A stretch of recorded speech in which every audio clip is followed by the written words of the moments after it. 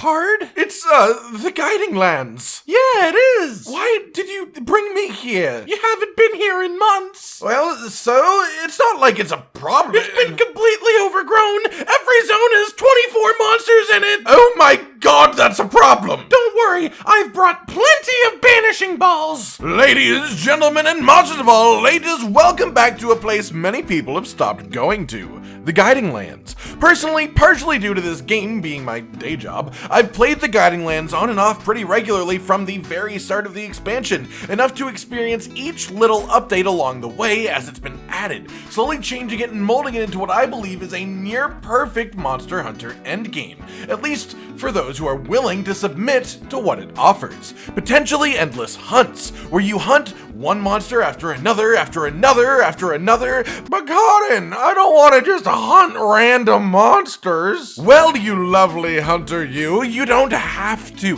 There is an entire system designed to let you hunt specific monsters. Lures, where you can talk to the handler and have her send a fancy little bird out to act like bait on a fishing line to drag the monster over or something, and then it appears, bam. But Cotton, what if I don't have a lure for a monster I want to fight? I have no control over which lures I have access to, right? Wrong! Thanks to a recent update, you can, at the Elder Melder, craft a lure for any monster that you have encountered within the Guiding Lands before. If you've heard it before, you can hurt it again. The dog's got a scent! And not only that, but you also have pretty relatively good control over whether or not the monster appears tempered too, because it is based on the level of the region that you spawn them in compared to their threat tier. And due to a slightly older update, you can actually not only lower your region levels if you want to fight weaker creatures, but you can also lock your region levels so that when you fight the weaker creatures and kill it, you can continue to fight weaker creatures there. But even better than that, honestly, the locking feature allows you to play endlessly with your friends, or even with randoms if you just feel like following someone else around for a little bit and not using an SOS flare. Especially if you had a group of 4 hunters that played together consistently before, it was a little bit hard to organize. If you did all of your hunting in the Guiding Lands together, then you would have these same regions at the exact same levels, meaning you could only spawn a certain percentage of the monsters in a bunch of the zones, essentially limiting what you are capable of hunting as a group. This feature, however, allows you to lock your zones up high, then progress other zones for other people without losing your zone progress. It's fantastic, really. But Cotton, why would I lower my zones or worry about leveling up other zones? Leveling takes forever. Well, not anymore, my good friends, no. Leveling up the regions is now a mere fraction of the time and effort that it was before. It is a big difference, and when getting from region level 6 to region level 7 feels like it takes less than half as long as it used to, it makes this whole experience a lot less daunting to set yourself to the task of leveling up a region, which of course you would only do if you want to fight a specific monster or need specific loot, which again is partially solved by the lure system. If you have a lure for a monster, you can summon it in the zone regardless of region level, with the only caveat being that if you want it to be tempered, you do need to have higher region levels. Yeah, but the point is, all of these little adjustments they've made, one piece at a time, they all work together in this really synergistic way that just flows from one to the other to improve not only the base Guiding Lands, but each other, the other added mechanics. The lures being craftable makes the region locking better, which makes it much nicer that leveling regions is faster, and so on and so forth. Definitely adds up, sir. But then you're thinking, hey, what if I don't want to have to do all this? What if I do need these materials from the lower tier and non-tempered monsters, but I have no interest in fighting those lower tier monsters at all, or lowering my region level just to have to bring it back up again? Well, that's where the Elder Melder once again comes in clutch. You can craft the Guiding Lands material of any given monster below tier 3 tempered. You can craft tier 2 tempered with the tier 3 materials. You can craft regular Elder Dragon materials, just not the very highest level, specifically the materials that require region level 7. What this properly incentivizes in its current state is what it always really should have: endgame farming.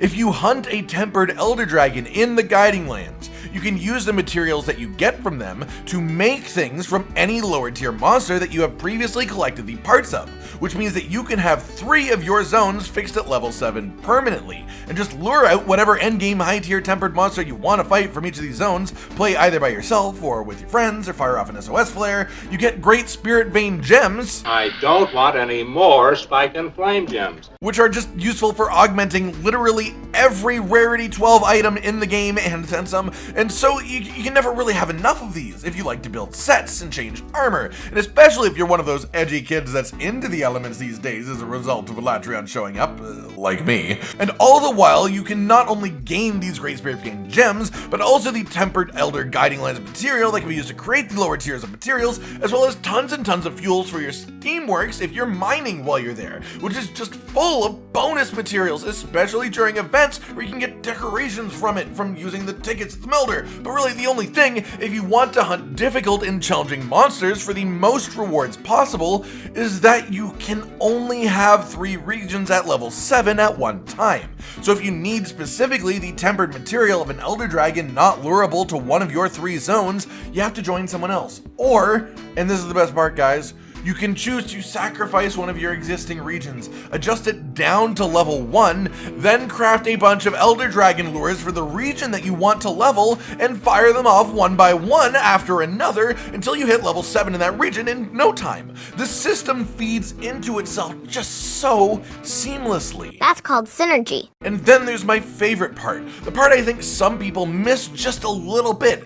Try different builds, guys, in the Guiding Lands. Try different weapons, try making something funky, or just have a set for each individual element so you can be as powerful as physically possible against each given monster that spawns. It is such a good feeling to be in the Guiding Lands, see a monster either spawn or be set as the target by the leader if you join someone else, and just whip out a build that is the perfect counter to that creature, or even just something that may be silly in most places, but maybe it's fantastic in these slopes of the Coral Guiding region, where you can pretty much guarantee jump and sliding attacks for an entire hunt's worth of time. And the best part, hunting with a build gives you all of the materials that you need to upgrade your next build. You can use it as a way to progress from one awesome new build to the next, just repeatedly, over and over, experiencing everything the game has to offer. I like to call it the circle of life. So let me sum this up. Let me tell you in plain words what the Guiding Lands is today.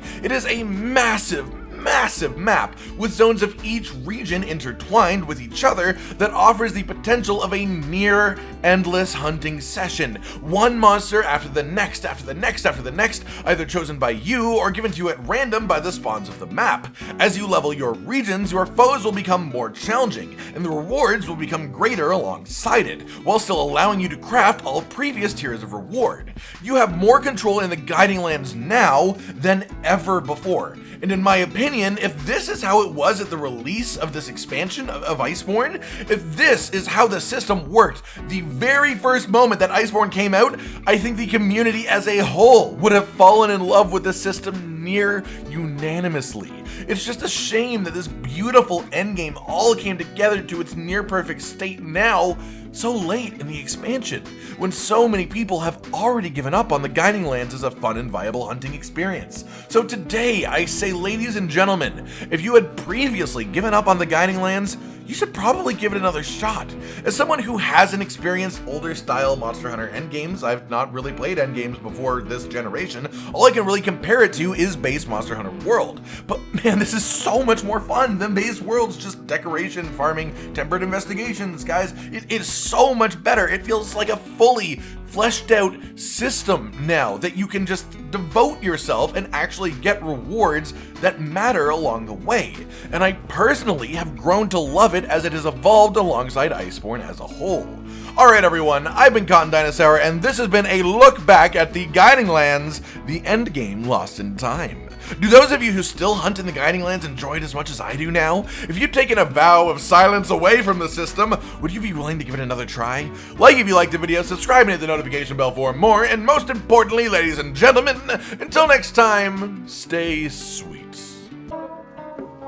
This is the brand new outro to tell you all the things that you do that we love. So let's start with something simple and say, oh, we love your eyes. When they're watching us play video games, when we make a bunch of jokes that are kinda lame, or when they gaze upon our failures as we try to kill the monsters or important news about the kingdom Animalia. Rage, Continent, Hollow, we're all here talking about the things you want to hear. So if you want to be the first to hear, like and subscribe and the bell and we'll cheer. Some of you are patrons even though we are all the noobs and you're the pros. There's nothing we can do to thank you. No, really, there's nothing we could possibly do. Goodbye.